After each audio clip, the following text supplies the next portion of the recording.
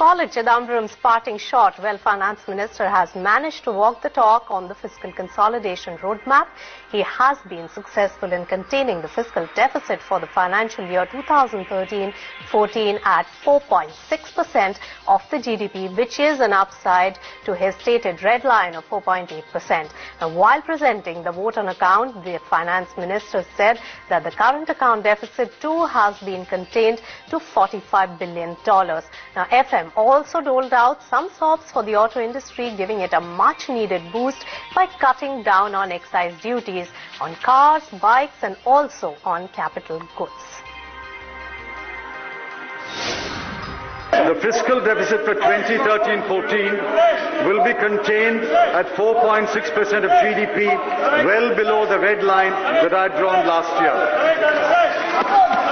More importantly, the current account deficit that threatened to exceed last year's CAD of $88 billion will be contained at $45 billion. And I'm happy to inform the House that we expect to add about $15 billion to the foreign exchange reserves by the end of the financial year.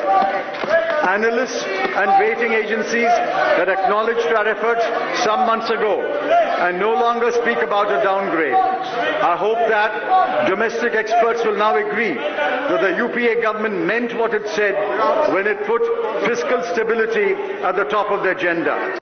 All right, so that was the Finance Minister on vote on account today at the Parliament. So what were the 5 key takeaways from the vote on account? Our policy editor Supriya Srine joins us from the capital with all those highlights. Hi Supriya. Chidambaram's maiden vote on account was just that, a hard fact balance sheet about the government of India. There are 5 key takeaways from this. Point number 1, the twin deficits have been tamed. Fiscal deficit 4.6% for this fiscal is significantly lower than 4.8% that he was indeed talking about as the red line. Current account deficit at $45 billion, and in fact some amount will be added to the foreign exchange reserve, should bring in some respite. Point number 2, and that's the second key takeaway, growth at 4.9% according to the CSO's own forecast has been reiterated again in the floor of the House. He does believe, however, that quarter 3 and quarter 4 growth could pick up, and which is why there will be a significant improvement in growth in the next fiscal. The third key takeaway are the number of stops that he's announced for ailing industries like auto, capital goods and consumer non-durable sectors. Critics of this government could well turn around and ask that why did these measures have to wait up until the vote on account? Why could manufacturing not get a boost? Why could consumption not get a boost earlier?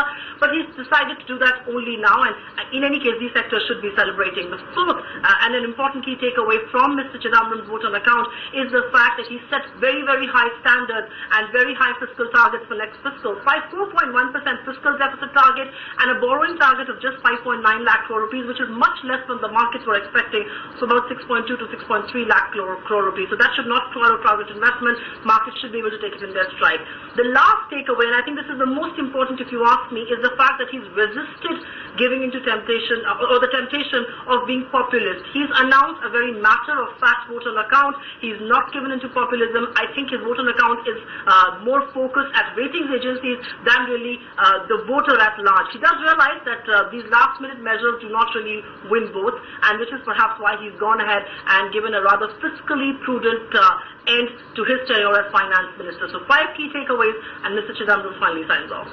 All right, thanks Supriya for highlighting all of that. Let's get some expert takes going on that. And has the Finance Minister really managed to deliver on the macro front, given that he has managed to hold the fiscal deficit at 4.6%? In fact, that's well below the target, and that's the biggest highlight from vote on account today. Maithili Bushnurmat, our ET Now's consulting editor, with her take.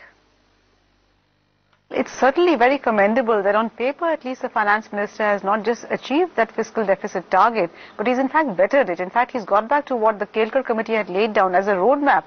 So that way it's certainly very commendable. But if you look a little closer at the numbers, that's when all the doubts arise, because the quality of the adjustment is very suspect. There's a strong suspicion that the Finance Minister has in fact not actually charged some of the expenditure that should be charged for this year. He's held it back for the next year. Of course, in the case of fuel subsidies alone, he has talked about some 35,000 crores being rolled over for the next year. But if you look at the subsidy numbers, there's a clear shortfall because the fertilizer subsidy just works out to about 66,000 crores. And if you look at the fact that the natural gas price is going to be doubled from April next year, there's just no way that you're going to achieve that number at all. Again, if you look at the quality of the adjustment in terms of what is the proportion of the revenue deficit, which is a pure overspending, that in fact that ratio goes up. The ratio of the revenue spending to the fiscal deficit, that is revenue deficit to the fiscal deficit, actually goes up to 73% from 69% just a year or two ago. So clearly the numbers are not very healthy. In fact, what I would really feel unhappy about is I think it lays a base for a very tough time for the next finance minister, whoever he is, because you estimated your revenues, you've underestimated your expenditures, and many of your expenditures have not been booked at all. So the entire quality of the fiscal arithmetic becomes very suspect. And that's not very good. When you have some kind of adjustment like this, it would be good if what was on paper actually turned out to be the truth in reality as well. All right, so that was one expert take. Let's take it to another. ET Now's consulting editor Swaminathan Nayyar. And Swami, what's your take on the budget presented today? Do you think that this will really change the political fortunes for the Congress as elections approach? He is welcome to make any politicking statements that you like. He can have snide remarks about the opposition. He can have this long list of things also to look at all the great things that I have done. And yet, at the end of it, if you look at what the opinion polls are saying, I mean, the remarks they are making about the Congress party are almost unprintable. We have a situation where the opinion polls are saying that the Congress party is going to get the lowest votes, the lowest number of seats in its entire history, and not even 100. We are getting to a situation where, according to some estimates, I mean, even the Aam Aadmi Party may be getting up not far behind the Congress Party. So I said, he will carry conviction with nobody in his long description of what fantastic things have been done. It is true that we had a period of fast growth, and in some sense the Congress Party was rewarded with re-election in 2009. But for what has gone wrong in the last 4 or 5 years, they have not even been able to analyze properly what it is that they went wrong. I mean, they have talked non-stop in the name of Aam Aadmi, Aam Aadmi, Aam Aadmi. Instead, we got the Aam Aadmi going to something else called the Aam Aadmi Party. So the Congress was dying to be the party of the Aam Aadmi. But unfortunately, it is seen as being just the opposite way, going to be ousted by something called the Aam Aadmi Party. So there are these deep structural issues. And containing the fiscal deficit target for FY15 to 4.1% will be appreciated is the common consensus coming in from leading economists.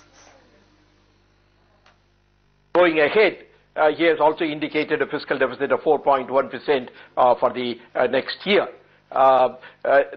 Therefore, what has been attempted is, despite the various problems, the red line has been maintained, and in fact he has showed it slightly at a lower level.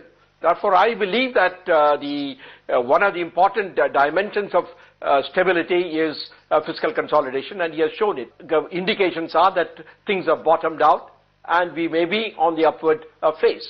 Problem that we have to tackle. Is it possible for you to reconcile the two irreconcilables? That rising subsidies, more for the government expenditure on revenue account, and at the same time give the equal emphasis to increasing capital expenditure that we need to do in order to boost growth. The issue which is political, which is the emergence of a new government which is not fractious, which works in unity with an ideology which is common, is yet to happen. I think in the net terms it was slightly lower. I think the gross terms also is slightly lower. But I think, that's reflected in the 4.1% of GDP of fiscal deficit. I think that's a reflection of that. Most of the market will take these numbers at a face value because there's nothing else no other alternative at this point in time.